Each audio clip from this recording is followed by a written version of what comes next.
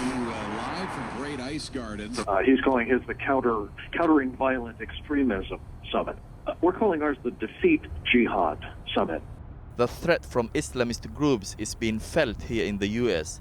More than 100 men have left America to fight in Syria, far fewer than the 600 or so from the UK. And with its large Muslim population, Minneapolis is seen as a testing ground for preventing radicalization.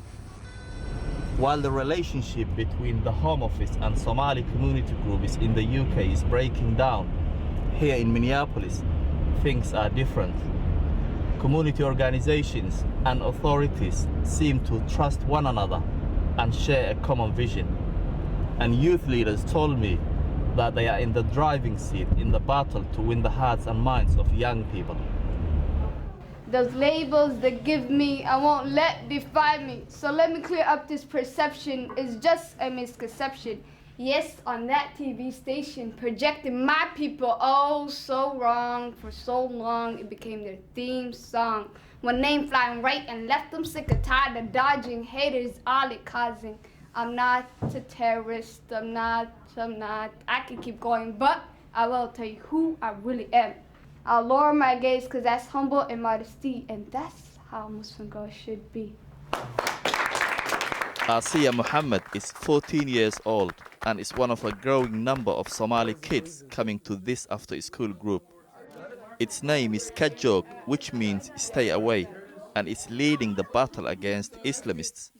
The US government has given the group its support. To encourage integration, they attempt to give children the confidence to be Muslim and American, and the strength to resist extremist ideology. Their approach is simple: start small and intervene early. When we talk about radicalization, for us, it's not about someone just waking up the next morning and going to join Al-Qaeda or ISIS. For us, it's looking in depth the real issue. And the real issue is the lack of education. It is the lack of employment. It is the lack of guidance or mentorship. All these things lead up to isolation. Back in the UK, the mood is more somber.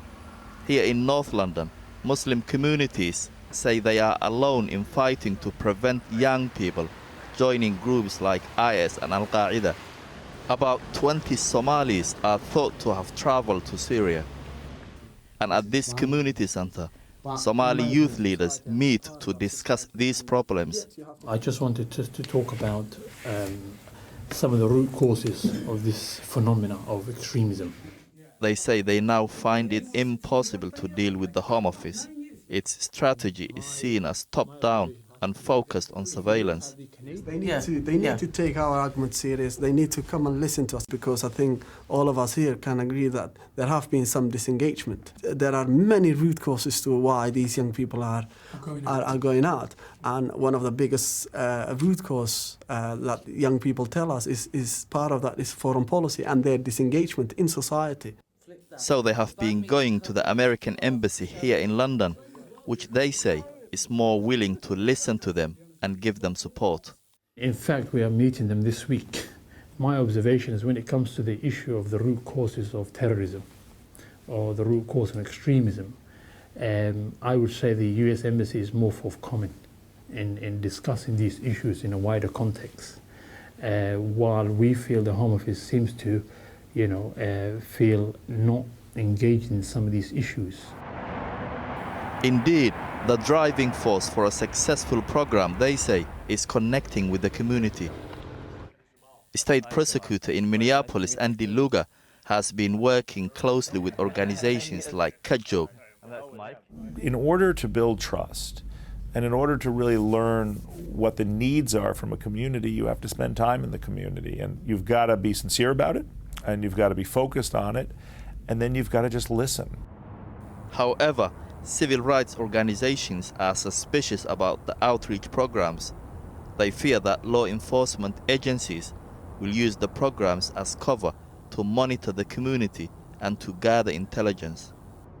We believe that our community wants to work with the law enforcement. They're ready to work with the law enforcement, but not under another program that divides the community and opens a Trojan horse, in a sense, by having this an expanded surveillance of all the kids and all the activities that are happening.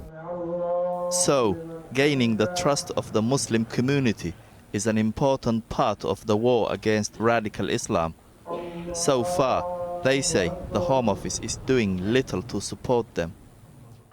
Jamal Osman reporting. And we did ask the Home Office for an interview, but no one was available. Instead, they sent us a statement saying they've worked with more than 100 organisations through their Prevent programme, as well as with many within the Somali community, to fight terrorist ideology.